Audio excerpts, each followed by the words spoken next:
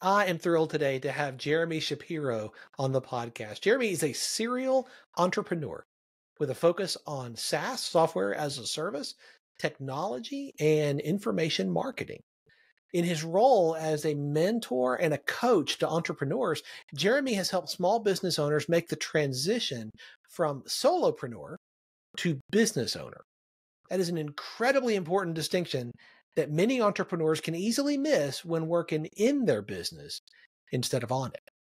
Through structured masterminding, one-on-one coaching, and consulting work, Jeremy is able to uncover hidden opportunities within individual businesses that provide the maximum profit for the business owner. Jeremy, I'm so glad you're here. Thanks for being on the show. Thanks for having me. This is great. Welcome to Catalytic Leadership, the podcast designed to help leaders intentionally grow and thrive. Here is your host, author, and leadership and executive coach, Dr. William Attaway.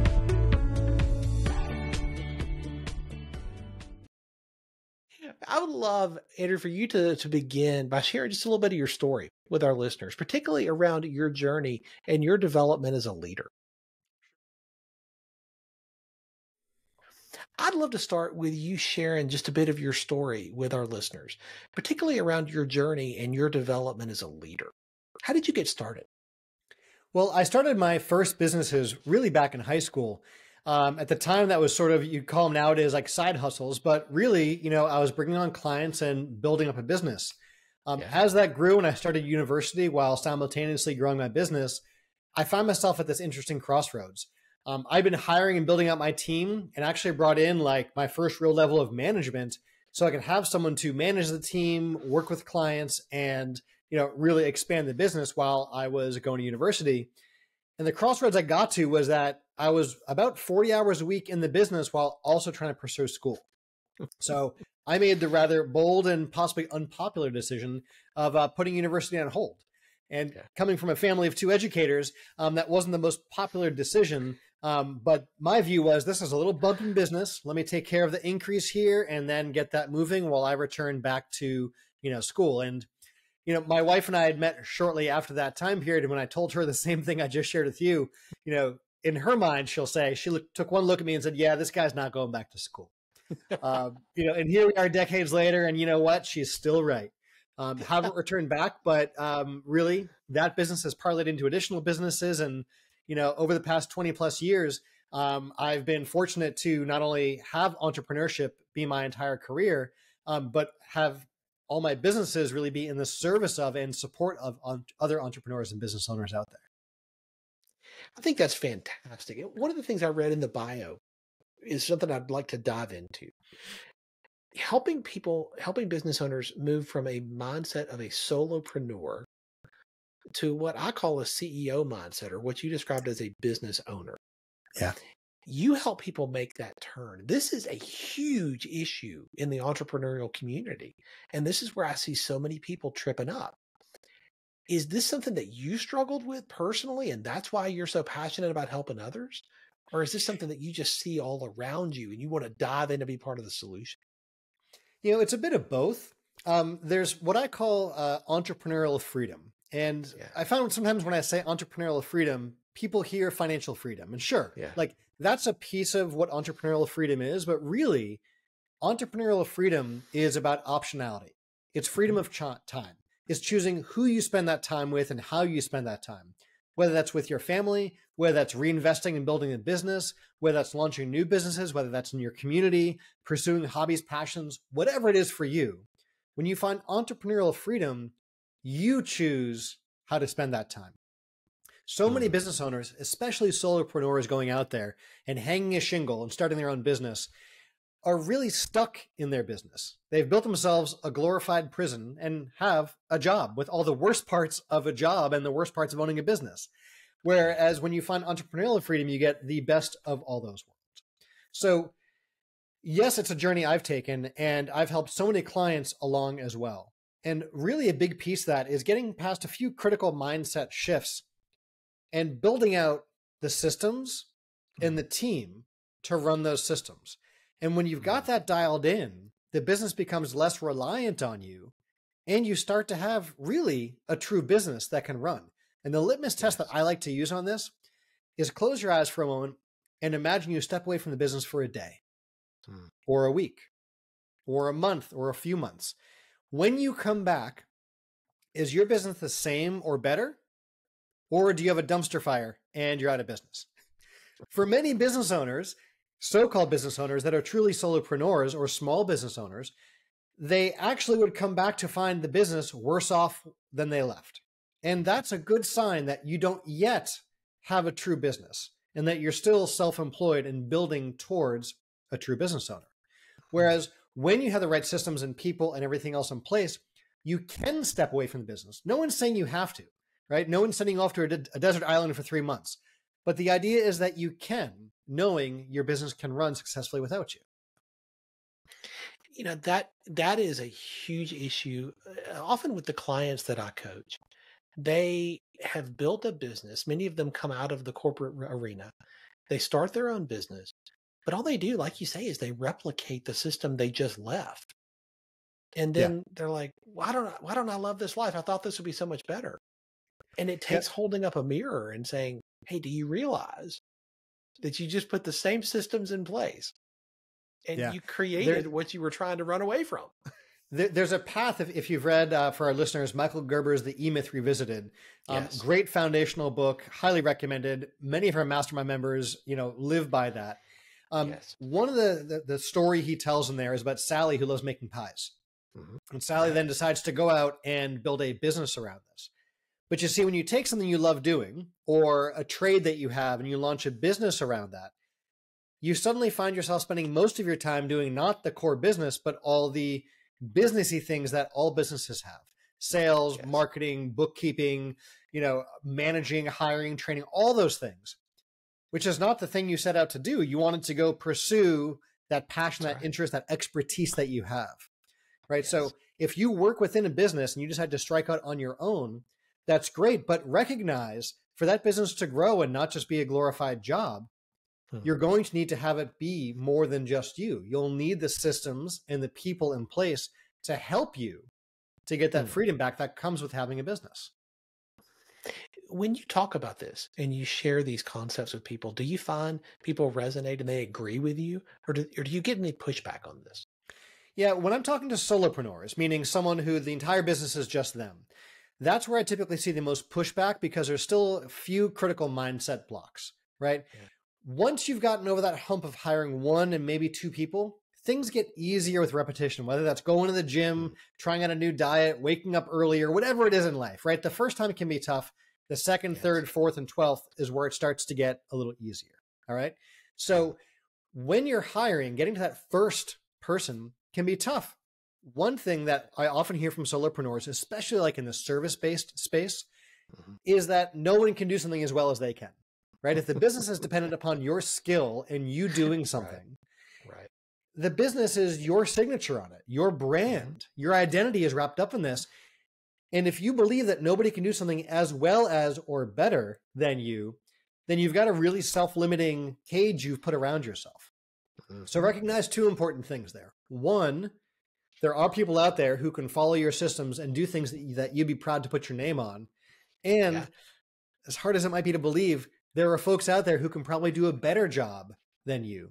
And we would much rather have a job and a paycheck from you than own their own business and take on all the challenges that can come with being a business owner. So that's one big shift, is the perfectionist approach.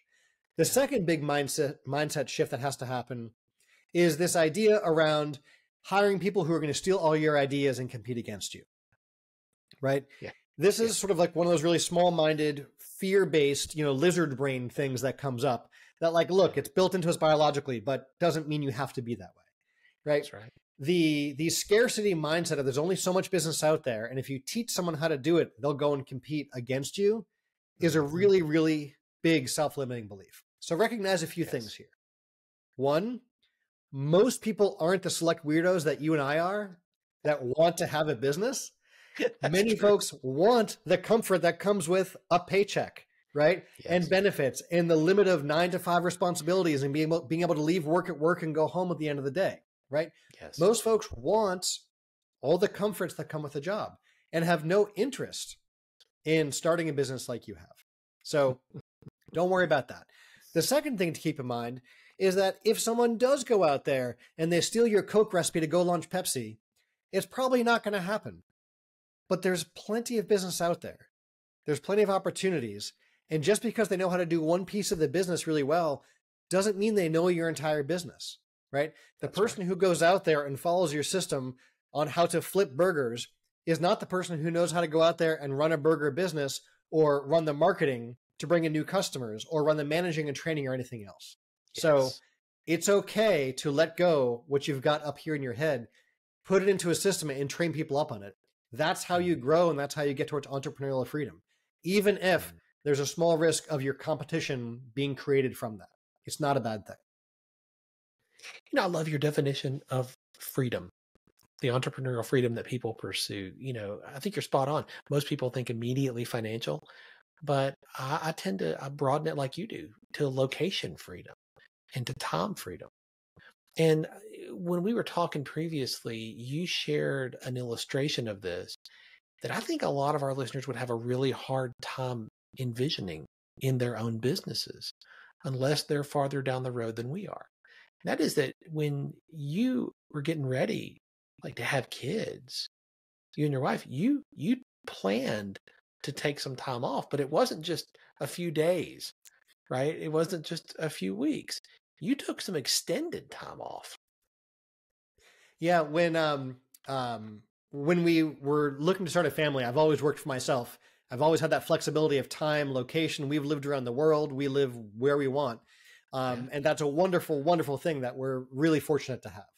But as we're looking to start our family, you know, I knew I'd take some time off, but I hadn't really thought about what that looked like. I just figured like, you know, yeah, I'll work, I'll be a new dad, I'll, you know, do all those things. But around the 3-month mark of the pregnancy, we decided to start sharing the news with everyone. I told my team about this exciting news that, hey, in 6 months, like I'm going to be a dad. And I had an incredible team. You know, you should always hire people smarter than you and more experienced than you.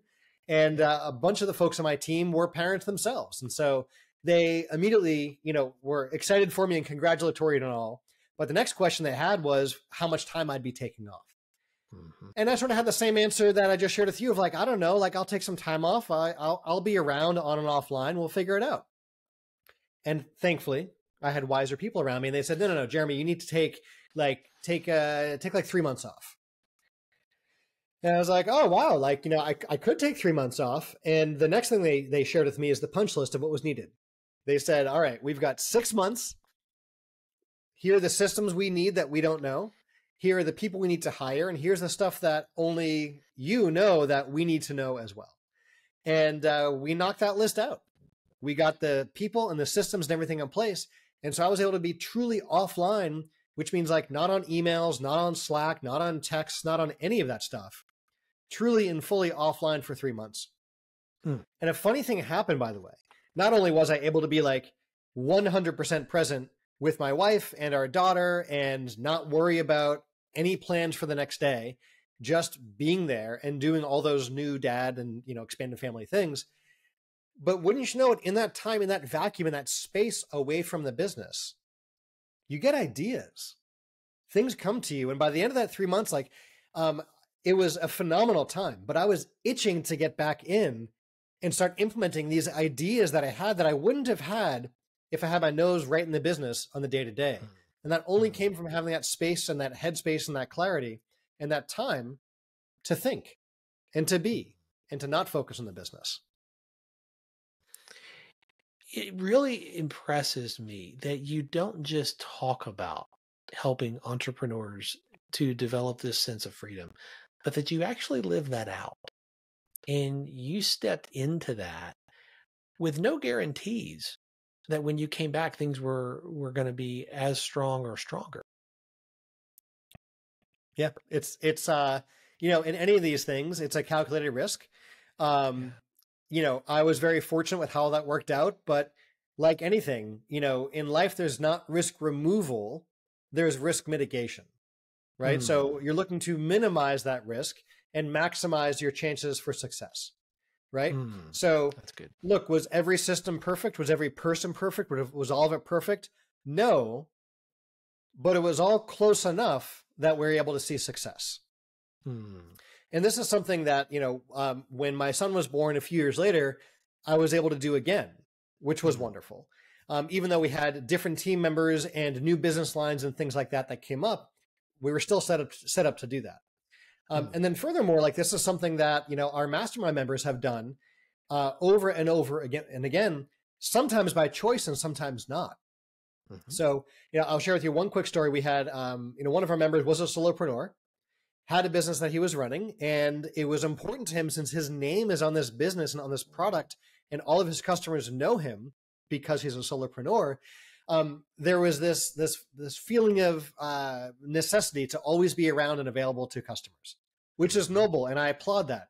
It's important to take pride in your work and support your customers. But this also meant that he wasn't able to get away from the business.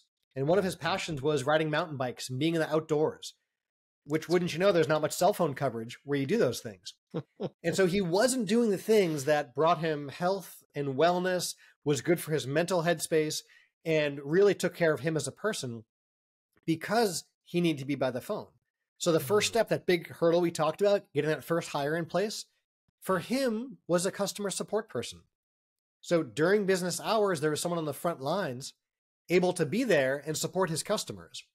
This let him do the work on the business, work on growing the business, not worry about putting out fires and always being on watch for that. That reduced the stress. That let him get out to the outdoors and enjoy things more and have someone covering for him. So it was good for the business health. It was fantastic for his mental health, his physical health, and everything, simply by making that first hire. For other solopreneurs, that first hire is like a bookkeeper, someone who's helping out with the books, right? When we talk about hires, this doesn't always mean a 40-hour-a-week employee. Right. This is sometimes contractors or outsourced professionals and so on, right? Another story, if you'll allow, on the other end of that, is sometimes this choice isn't a choice. One of our other members, Ryan, he had a business that was very dependent on him.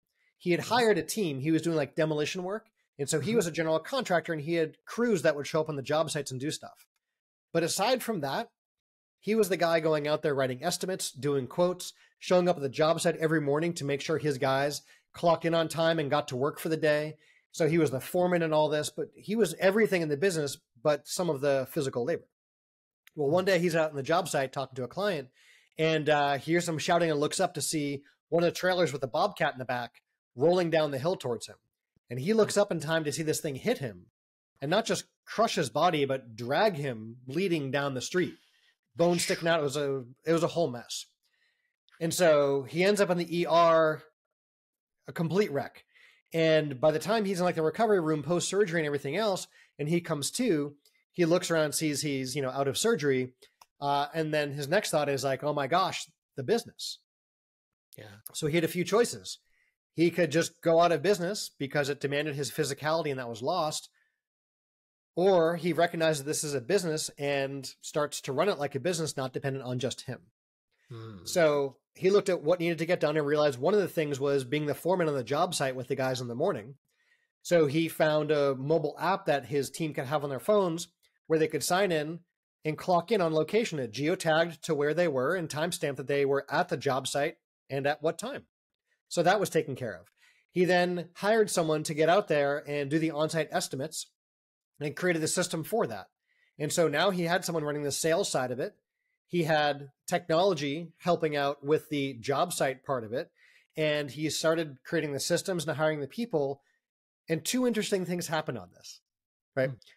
One is that his business was growing and the profitability was going up. And two, the number of Ryan hours he was putting in was going down.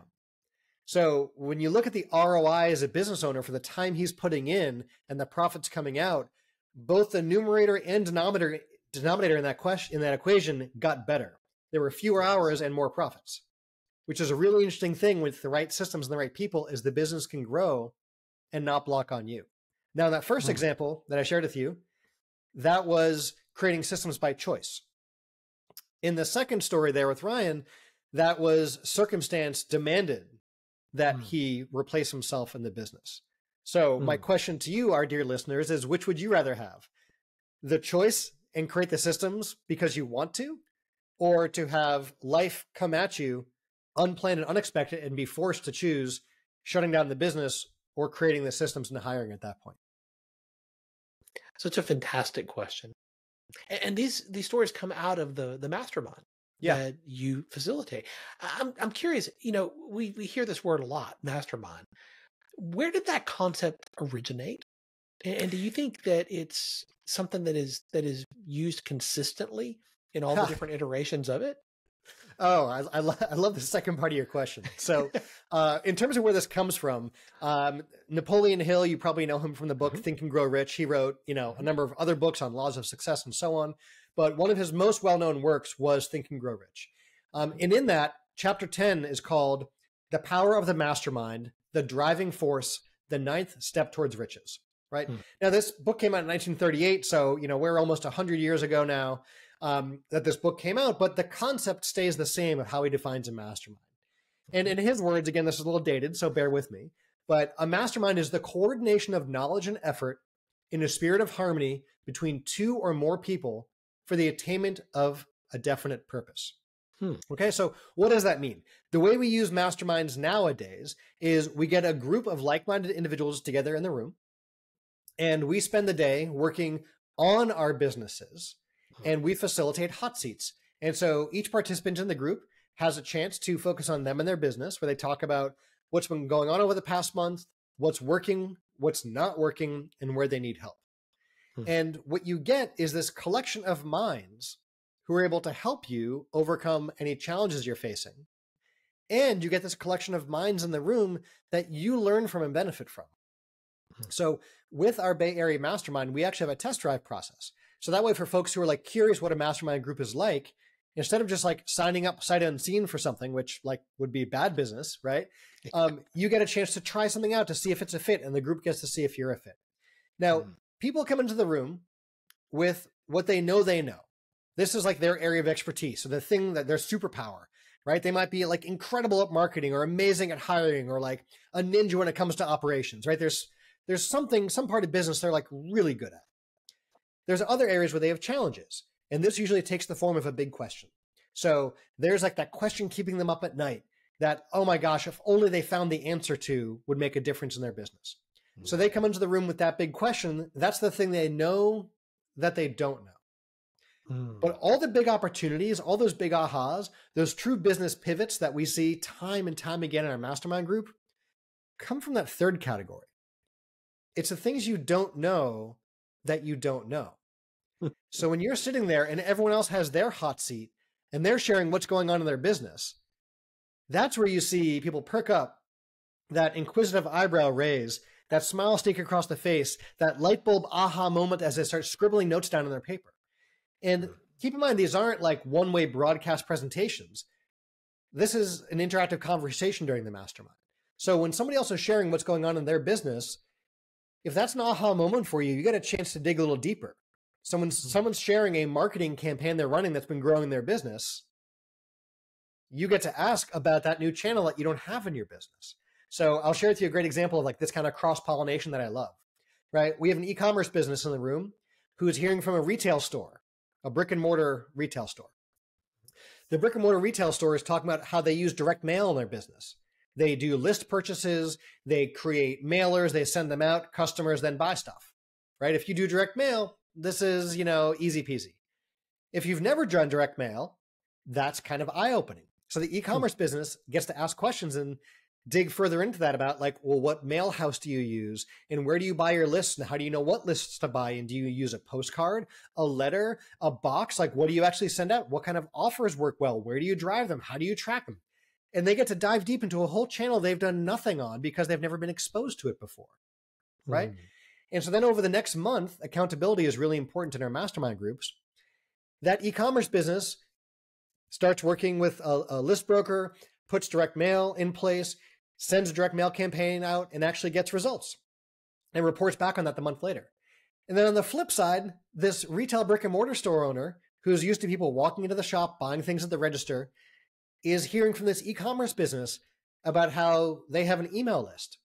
And they send out email, and every time they send out email, people click and buy things, and they look at things like open rates, click-through rates, earnings per click, and all these things that if you have an e-com business is like your KPIs you look at all the time. And when you have a retail store not doing anything online like that, this is a whole new world you knew nothing about. And so that retail store owner gets answers to all those questions, and over the next month starts asking customers at the counter for their email address, starts offering a VIP rewards program, starts sending out emails, and starts getting new sales by people clicking on the links in their email and buying online or coming into the store. And so suddenly you have members adding entirely new sales and marketing channels to their business that they knew nothing about. And they got to ask people who are doing this the questions they need so they can start implementing it in their business as well. It's so cool to see those aha magic moments in the room. Do you find that people will enter that type of an environment feeling stuck or stalled out in some area of their business or some area of their idea, their vision? Like, is this a way to get them unstuck? Yeah. So typically what we see in business is growth happens in S curves, right? Yeah. You're sort of slowly growing, slow growth or flat line, and then boom, you hit some inflection point and you get that proverbial hockey stick. But like the thing no one wants to talk about is that hockey stick doesn't just go to the moon, right? Like that levels out at some point and plateaus again. Right. So your goal in business here, one of your goals, is to stack those S's. So before one starts to level off and plateau, you're riding that next one up. But that takes careful strategic planning, getting exposure to things you didn't know existed so you can plan them out, put them in place and do them, right? Yeah. So people typically come to us because they're at one of those plateaus and they're feeling stuck. They've had some success in the past already, right? People coming to us aren't just thinking about a business. They have some traction already, but they're typically plateaued or stuck and they want to get unstuck. And so by getting exposure to those other ideas, that gives you those S's you can start to stack because you can look at new channels, new business ideas, new approaches to solving the problem you'd never considered, and so on. We had one business owner who had a very traditional software business, right? They did old school like software licensing. You have on-premise software you install and you buy a license to it. It's a great model. It's worked successfully forever, right? But this had a few wrinkles. One was each year you had to send out new contracts and then wait for those to get reviewed and approved. And then, a PO created and the invoice and the payment coming through. And so sales was constantly going back to existing customers, asking for money and new contracts all the time, right? It also was challenging to support. It was challenging to onboard and came with a whole bunch of sort of technical debt and legacy problems that were there. But it was a successful growing business nonetheless, but facing some plateaus.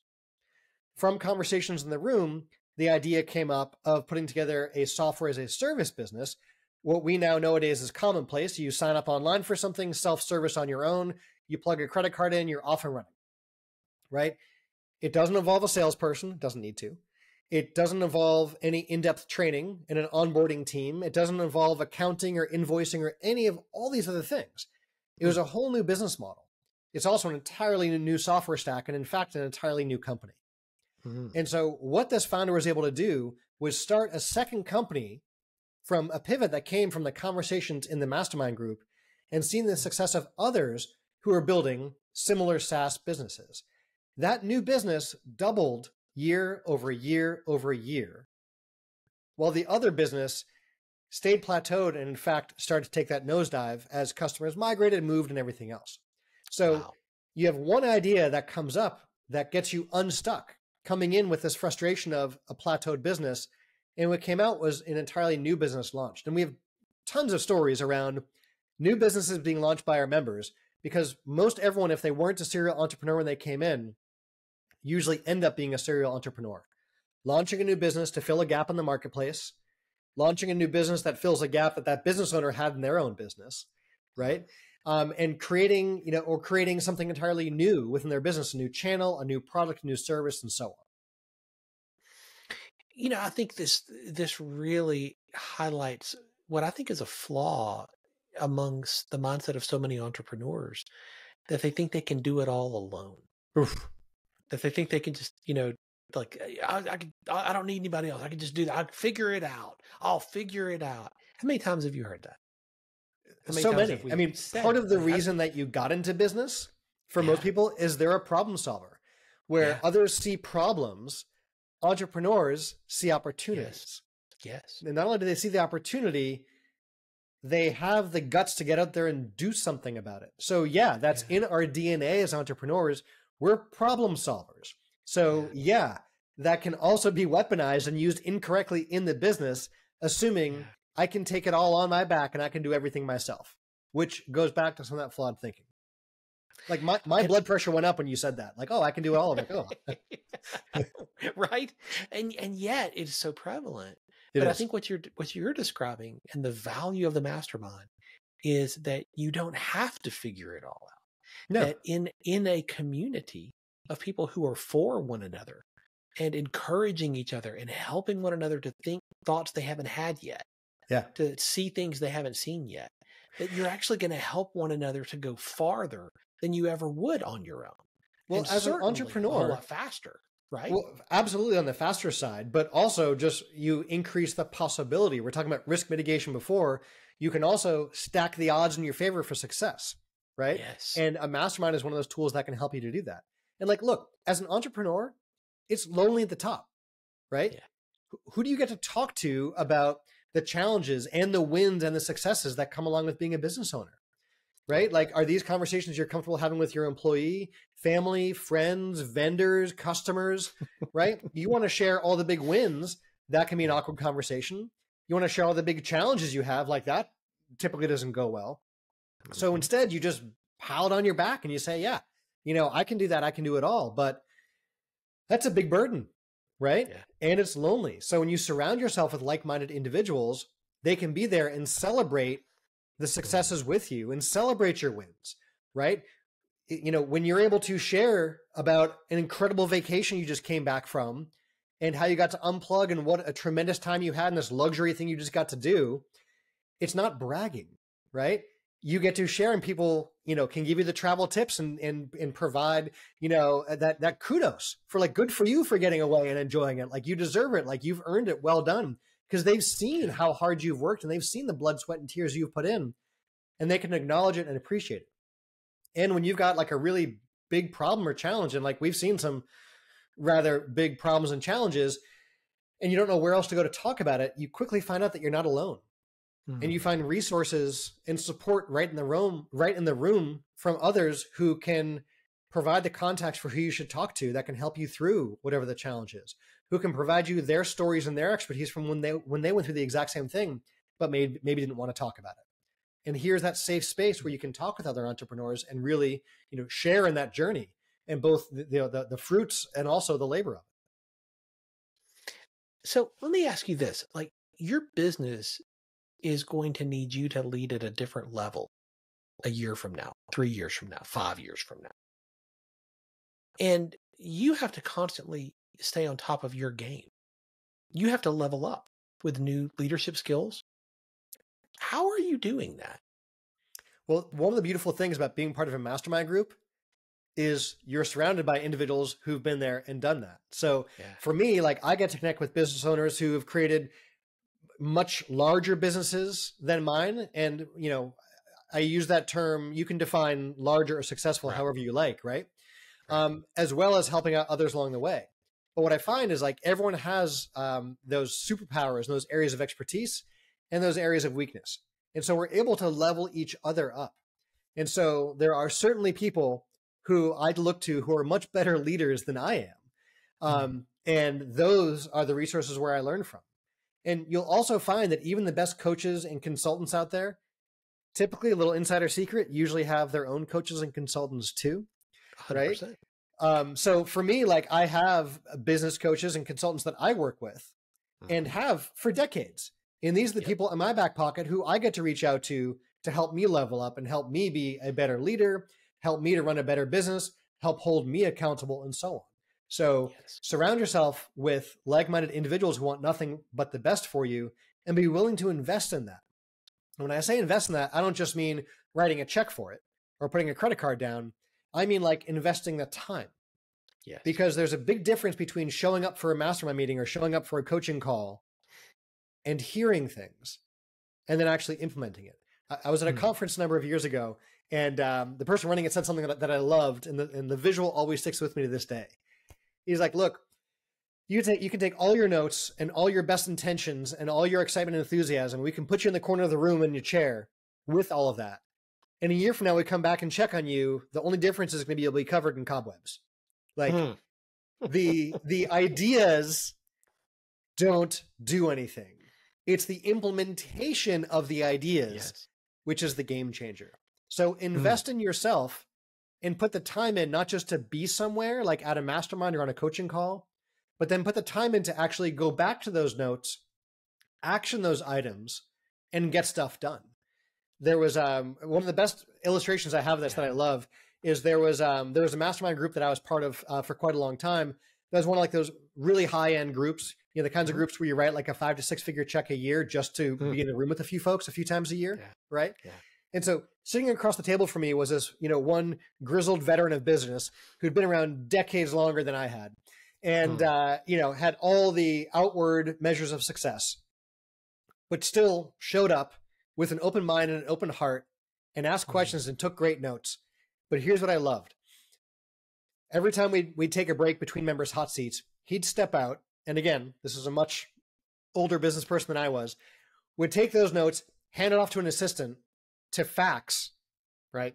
Fax back to the office. And he'd come back in with a clear notepad and an open space and an open mind and be ready to take on new things. Meanwhile, while he's back in session, his office that received this was scrambling. They were tasking things out. They were speccing things out, and it was all being delegated. So he went, in his case, not taking the entire burden on himself. He got the ideas in, wrote it out enough that his team could run with it and start working on things and start the implementation. And then he could come back in with that open mind again and receive more ideas and then have the team go execute those. And I thought that was like such a brilliant example of not just leadership, but also delegation and, most importantly, implementation. That's so good. Well, information alone never, ever yields transformation. Right. You have to act on it. You have to implement it. And I love that. I think that's so spot on. You're a continual learner. I mean, I think that's evident from anybody who spends more than 5 minutes with you. You know, you're always learning and listening and growing. I'm curious, is there a book that has made a really big difference in your journey that you would recommend to everyone listening? There's a short list. In fact, I even have published, I call it our Mastermind Master Reads. This is sort of the foundational group of books that like everyone who joins our mastermind should have read or should start to read. Wow. Beyond that, we have a list of like our recommended reading on our website at bayareamastermind.com. That is, you know, I'm surrounded by bookshelves of books here, but as all these fantastic books, much like yourself and your background there, you know, we're continual lifelong learners. But if I had to boil it down, some of the foundational ones that like we refer back to all the time, one is the E-Myth Revisited by Michael Gerber. Just from providing a structure and getting you out of that technician role and into having a truly systematized business is phenomenal, introducing that in a great parable about salad, right? Second is Robert Kiyosaki's Cash Flow Quadrant. He's the one that introduced that whole concept of moving from being an employee to self-employed, right? Or solopreneur, to crossing that big chasm and becoming a business owner and then an investor, right? That concept alone, I just gave you 80% of that, but like the book dives deeper into that, is a fantastic framework. Traction by Gino Wickman is outstanding. I had heard forever about this idea of like, you should have core values. You should have core values. And I was always like, yes, I agree. And now how do we figure those out? And everyone would just like, yeah, go read books on core values. And like, it was so unhelpful until I found Traction. Traction was the first book that gave me, I'm a tactics guy. I'm like, okay, what do I do? Point me and I'll get it done. Traction was the first book that was like, here's the meeting to have, the questions to ask, the process to go through to figure it out. And I could share with you some other times sort of the journey we went on with that, but it was so powerful for figuring out mission, vision, purpose, core values, and all that. So good. Fourth is The Goal. It's all around the theory of constraints. And the way, I mean, you can apply it in so many places in your business, but it's also one of those parables where you follow along with like, you know, your main character in the story and you're learning lessons along the way through their journey. So it's a very easy and enjoyable read. But the whole idea is of the theory of constraints is you find like where in your, in this case, it's a manufacturing pipeline, like where the bottleneck is, you fix that bottleneck. And as soon as you do, it uncovers the other bottlenecks, and then you go fix that bottleneck, and so on. It's an iterative process. So I use this all the time with businesses when we're looking at their funnels. Yeah.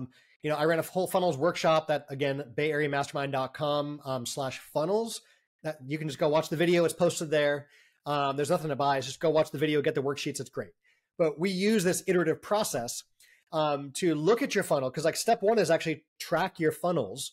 And I don't just mean marketing, by the way. There's like tons of funnels in your business, right? But we traditionally think marketing. So start actually tracking your numbers through your funnel. And then we apply this theory of constraints that is from the goal to the funnel. And we start fixing your worst converting part. And as soon as we do, something else will raise its hand as the worst converting part. And we just keep iterating on this again and again and again. I could go on, but like that's a good short list for you. So good. This has just been an astounding display of generosity, Jeremy. I got to tell you that you have shared so freely and so openly with our listeners from what you've learned so far in your journey. I know they're going to want to stay connected with you and continue to learn from you. What is the best way for them to do that?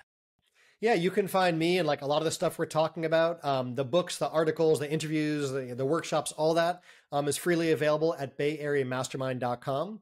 I also have up there great resources for you, and we can put this in the show notes. What happens during a mastermind hot seat, how to create a mastermind group if you want to do that, how to find a mastermind group, and all those resources are available. And for anyone who's like curious what our mastermind group is like at the Bay Area Mastermind, like I shared earlier, we have that test drive process. It gives you a chance to invest in just one day and get a feel for what the group is like, and for the group to get a feel for what you're like. And that way we can see if there's a fit and if a mastermind membership makes sense. Or worst case, you meet some great business owners, some like-minded individuals, get answers to your questions, and have a really great day with us.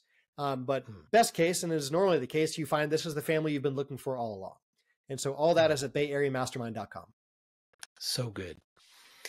Thank you so much for sharing so transparently and so openly today. Thanks for joining me for this episode today. As we wrap up, I'd love for you to do two things. First, subscribe to this podcast so you don't miss an episode. And if you find value here, I'd love it if you would rate it and review it. That really does make a difference in helping other people to discover this podcast. Second, if you don't have a copy of my newest book, Catalytic Leadership, I'd love to put a copy in your hands. If you go to catalyticleadershipbook.com, you can get a copy for free. Just pay the shipping so I can get it to you, and we'll get one right out. My goal is to put this into the hands of as many leaders as possible. This book captures principles that I've learned in 20 plus years of coaching leaders in the entrepreneurial space, in business, government, nonprofits, education, and the local church. You can also connect with me on LinkedIn to keep up with what I'm currently learning and thinking about. And if you're ready to take a next step with a coach to help you intentionally grow and thrive as a leader, I'd be honored to help you. Just go to catalyticleadership.net to book a call with me. Stay tuned for our next episode next week. Until then, as always, leaders, choose to be catalytic. Thanks for listening to Catalytic Leadership with Dr. William Attaway. Be sure to subscribe wherever you listen to podcasts so you don't miss the next episode. Want more? Go to catalyticleadership.net.